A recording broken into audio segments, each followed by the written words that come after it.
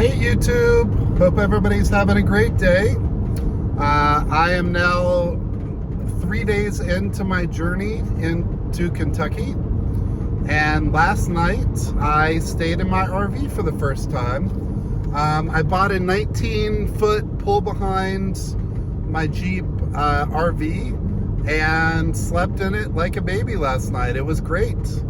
Loved every second of it. Had my 2 dogs with me. Stayed at my first Harvest Host, which was wonderful. It was a really nice property just on the outskirts of Flagstaff, and it was on an Indian reservation.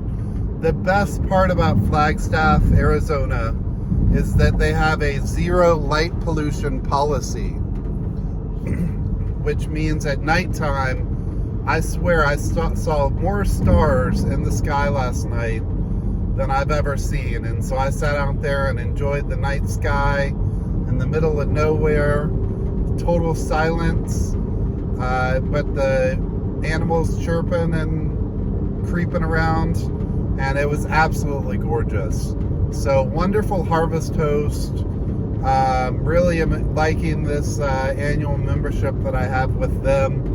If you are getting into RVing, or if you're an RV person, Harvest Host is an amazing way to go.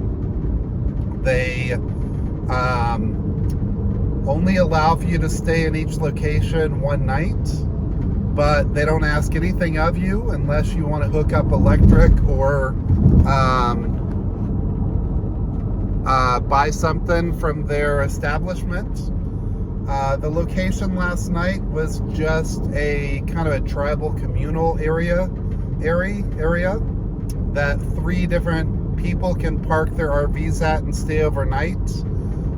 There was only one other person there staying in his camper van. Didn't get a chance to meet him.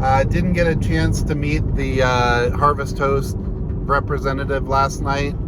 But it was just very lovely, very relaxing. They had a little picnic area. Because it's Arizona, they did not allow you to have campfires, but it was great. It was in the middle of nowhere. Got a chance to stare up at the stars, relax with my doggos, and it was a very wonderful night. So I've now left Arizona, and I'm en route to New Mexico, and I'm in New Mexico now. Tonight I am staying at a place called Smuggler's Winery, which I've briefly read about, that it's in the foothills of the Smuggler Mountains. And so there's a winery there, which I'm a big wine fanatic. Seems like they have about 10 different varietals of wine, and it should be a lot of fun. I'm really looking forward to going to a winery that's a little bit more established, and some of the Harvest Hosts are just the middle of nowhere. People that have bought land and want you to come out and see just how beautiful nature is. Some of them are farms where you can buy eggs from. Some of them are miniature campsites. Some of them are businesses where you can buy garden vegetables, or wine, or beer, or butter and milk if it's a dairy. This Harvest Host is really a blessing, and I'm truly going to enjoy getting to know the nuances of it. Very accommodating for anybody that's out traveling. It's only $100 a year. When you stay at a Harvest Host, it's absolutely free, but they recommend that you make a $20 donation to the location in hopes that they will improve the stay. Again, the place last night had a fun little picnic table with some solar lights and stuff set up so that you can kind of enjoy just being there in nature. But if you're going to a winery or a brewery or a dairy, then obviously they have more items for purchase. and so your $20 donation can go towards goods. I kind of feel like I'm in the middle of Oregon Trail and out picking up my needs. So let's hope some of these harvest toasts sell some firewood. Let's hope some of them have a couple axles and oxens, because, you know, I'll definitely need that along my journey over the next 5 days. So I'm in there. I'm in New Mexico, en route to the Smuggler Mountains, and gonna stay at this winery tonight. In addition, I've kind of pinpointed out the rest of my trip, and this is the 3rd day in a row that I posted. So let's see how long this goes. Let's see how many days in a row I can post.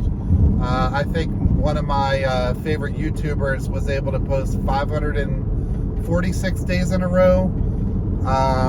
That's Adam the Woo, if you want to check him out. And I think Casey Neistat posted, like, you know, 1,500 days in a row or something stupid like that. Casey Neistat's a phenomenal YouTuber, really good with photography and camera tricks and stuff. But so yeah, so I've kind of planned out the next couple days. Plan on being in Louisville, Kentucky by Mother's Day to celebrate Mother's Day with my mom. Hey, Mom. And I thus will stop somewhere tomorrow night around Texas, Oklahoma. And then on Friday night, I plan on being at a friend of mine's business.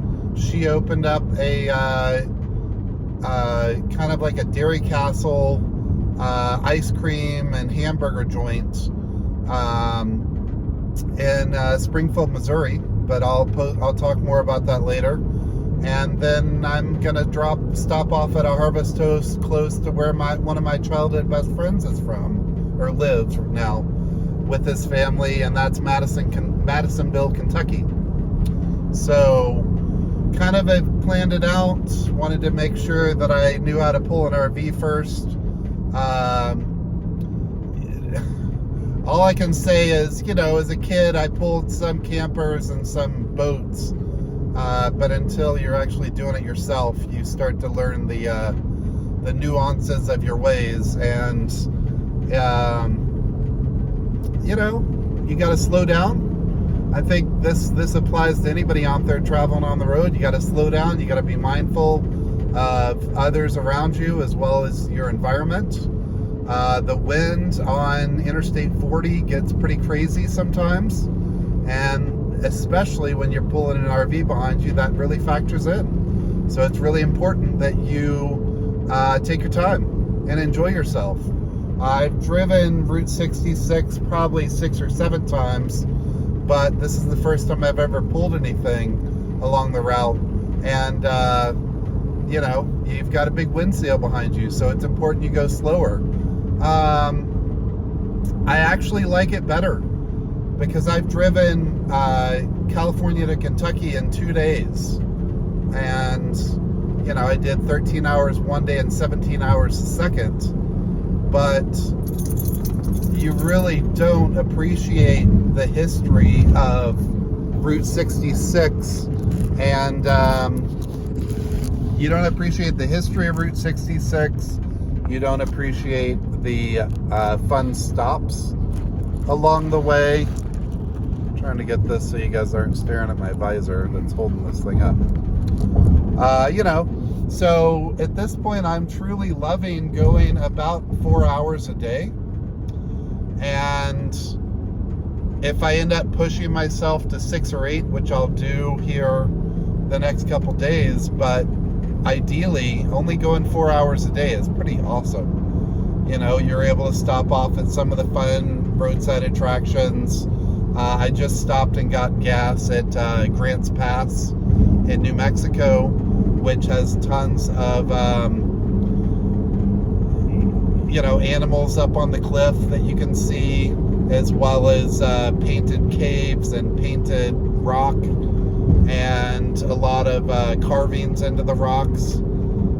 Really fun little area of the country. So